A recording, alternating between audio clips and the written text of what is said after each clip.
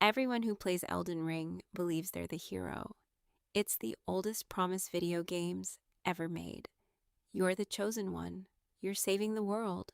You're defeating monsters, restoring order, and bringing hope to a broken land. But what if FromSoftware was telling a completely different story, and we simply refused to listen? Think about what actually happens after the Tarnished arrives. Before we ever step into Limgrave, the lands between are trapped in decay, but they're still alive.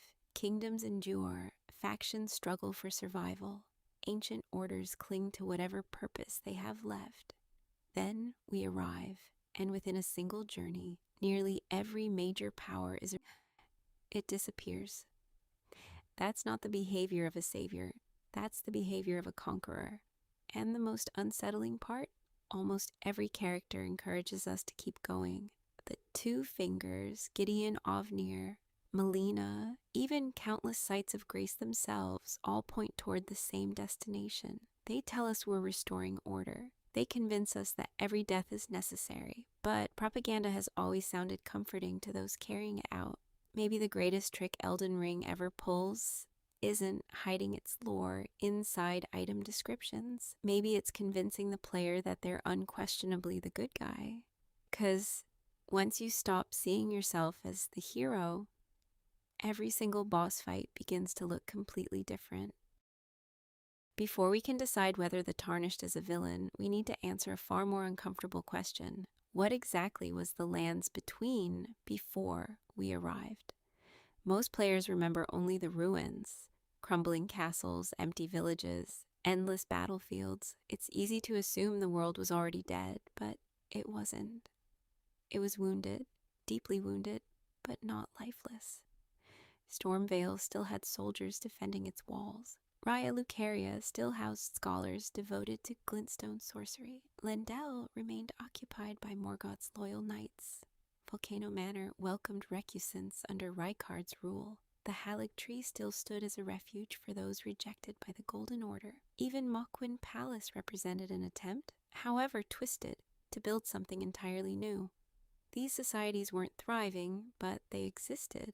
They had leaders, beliefs, traditions, and futures of their own.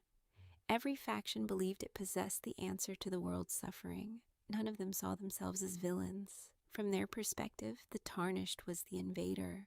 That perspective changes everything. Imagine standing guard atop Stormvale Castle. For years you've defended your homeland under Godric's command. One day, a nameless warrior walks through the front gate. They slaughter every soldier they encounter. They kill the castle's knights, execute the ruler, loot every treasure they can carry, and disappear without saying a single word. To the player, that's the tutorial. To the people living there, it's a massacre. The same pattern repeats across the entire game. We enter Raya Lucaria as outsiders, cutting through students and sorcerers whose only crime is defending the academy they call home. We storm Volcano Manor and destroy an organization that willingly rejected the Erd Tree. We invade Mohg's dynasty before it even has the chance to exist. We march into Elphael, a sanctuary built for the abandoned, leaving thousands dead before confronting Malenia herself. Our journey isn't diplomacy, it's regime change through overwhelming violence. The brilliance of Elden Ring lies in how naturally it conditions us to ignore this reality. Enemies attack on sight, so we assume they're evil. Bosses have imposing health bars, so we assume they deserve to die. The game quietly exploits decades of video game language, teaching us that progress and morality are the same thing, but they aren't. History is filled with conquerors who believed they were liberators, and history is usually written by the one left standing. Of course, there's an obvious objection to this idea. The demigods are corrupt, they're broken. Surely eliminating them makes the world better, but does it? Let's start with Rennala. Most players don't even think of her as a villain. By the time we find her, she's emotionally shattered, abandoned by Radahn, obsessing over rebirth in a desperate attempt to preserve what she's lost. She isn't marching armies across the lands between. She isn't trying to conquer anyone.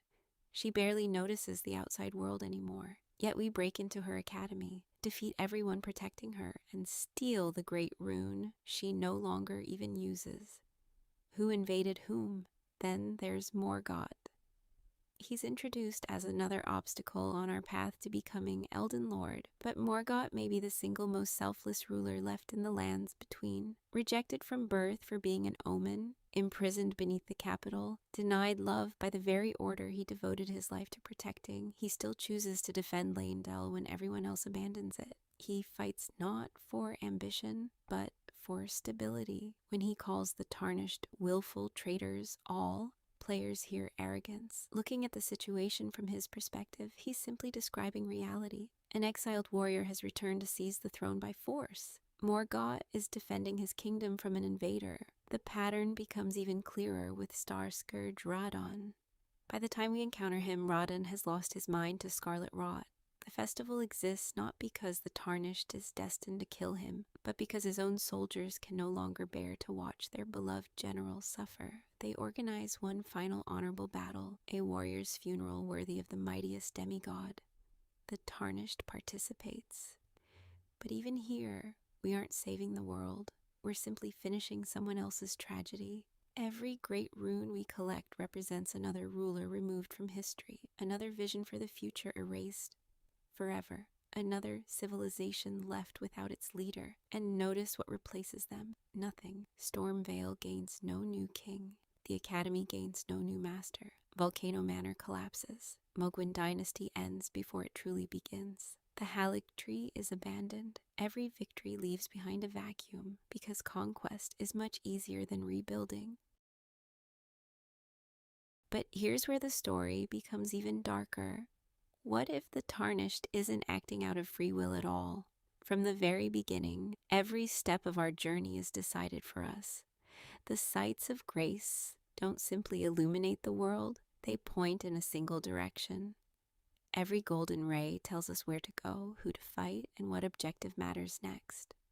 We rarely question it, because quest markers are normal in video games. Inside the world of Elden Ring, however, those rays are something far more disturbing. They're commands. Malenia encourages us to seek the throne. The two fingers declare that becoming Elden Lord is our sacred purpose. Countless NPCs repeat the same idea in different words. Restore the ring, claim the throne, become Lord. Notice something strange. Almost nobody ever asks what you actually want. The Tarnished is less of a chosen hero than the perfect instrument. Unlike the demigods, we have no kingdom to protect, no family to mourn, no ideology beyond whatever destination grace places before us. We drift from battlefield to battlefield, eliminating every obstacle without ever building an identity of our own. That makes us incredibly useful. History is full of rulers who preferred disposable champions over loyal equals. A champion asks fewer questions. A champion obeys. A champion wins wars, then quietly fades into the background once victory has been achieved. The Tarnished is exactly that. Even Gideon Ofnir embodies this contradiction. He calls himself the All-Knowing, gathers information from every corner of the lands between, and sends us to recover great runes one by one. Yet when he finally understands the true scale of Queen Marika's design, he doesn't celebrate. He panics. He reaches a terrifying conclusion. Perhaps no one was ever meant to become Elden Lord at all. If the man who knows more than anyone else loses faith in the mission, what does that say about the mission itself? Even the Erd Tree rejects us.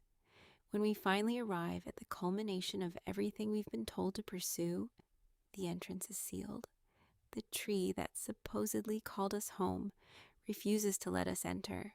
Every promise we've followed suddenly collapses, and instead of questioning the system, we decide to burn it, not because we independently chose to, because another guide points us toward the next objective. The Tarnished never stops to ask whether there's another path. We simply continue following orders. If all of this sounds familiar, it's because Elden Ring is asking a question that history has struggled with for thousands of years. Can someone become a hero simply because they win? The Tarnished defeats every major threat in the lands between. That's undeniable. But removing powerful people isn't the same as creating a better world. A revolution is measured not by what it destroys, but by what remains after the dust settles. So, what exactly does the Tarnished leave behind? Godric's soldiers are dead. The Carrion Academy is leaderless. Volcano Manor ceases to exist. Mohg's dynasty dies before it can even begin. The Halig Tree loses both its protector and its greatest hope. Lindell is buried beneath ash. By the end of our journey, the map isn't healing, it's empty. The game rarely lingers on these consequences because it's focused on our next objective. That's another subtle trick. Momentum keeps us moving forward before we have time to question the cost of what we've done. Even the endings reflect this uncomfortable reality. In the Age of Fracture, we restore an order that already failed once before. In the Age of Order, we attempt to perfect a system built upon control and divine authority. The blessing of despair spreads a curse across future generations. The Age of the Duskborn normalizes those who live in death, fundamentally changing the nature of life itself. Only Ranni's Age of Stars truly rejects the existing structure, removing divine influence from the lands between altogether. But even that ending asks humanity to walk into an uncertain future without the guidance it has depended on for ages. None of these outcomes resemble a traditional happy ending. They're political revolutions. Each one reshapes civilization according to the beliefs of a single victor. And that victor is us. Perhaps that's why FromSoftware never labels one ending as correct. The studio isn't interested in telling us which future is morally superior. Instead, it quietly reminds us that every new age is born through extraordinary violence. Every throne stands on a mountain of bodies. The Tarnished simply reaches the highest throne of them all. So, is the Tarnished truly the villain of the lands between? The answer is probably no, but they're certainly not the hero we've always imagined. That's the genius of Elden Ring. It refuses to divide the world into heroes and monsters. Every major character believes they're saving the future. Morgott fights to preserve order. Ranni fights for freedom. Mohg dreams of a new dynasty. Malenia protects the Halig Tree. Even Rykard rejects a divine system he sees as fundamentally corrupt. Each of them is convinced they're building a better world. The Tarnished is simply the last one left alive. That's a terrifying distinction, because throughout history we've often mistaken survival for righteousness. We celebrate the victor because their version of events is the only one that remains. The defeated don't get to write history books. They become cautionary tales, forgotten kingdoms, or optional boss fights. FromSoftware understands this better than almost any developer. Notice how little the game ever praises you. There are no cheering crowds, no grateful citizens welcoming their savior, no kingdom celebrating its liberation. Even after claiming the Elden Ring, the lands between doesn't suddenly become peaceful. The credits roll before we ever witness the consequences of our rule, almost as if the game is asking a question instead of giving an answer. What kind of ruler have you actually become? Maybe the Tarnished isn't evil. Maybe they're simply what every ambitious conqueror eventually becomes. A person so consumed by reaching the throne that they forget to ask whether the throne was ever worth claiming. And perhaps that's why the final image of Elden Ring feels so strangely empty. After countless battles, after every great rune, after every legendary victory, you're finally sitting where every demigod dreamed of sitting, alone, surrounded by silence, ruling a kingdom built upon the graves of everyone who once believed they could save it. Maybe that was always the point. Not that the Tarnished is the villain, but that every hero looks like one to the world they conquer.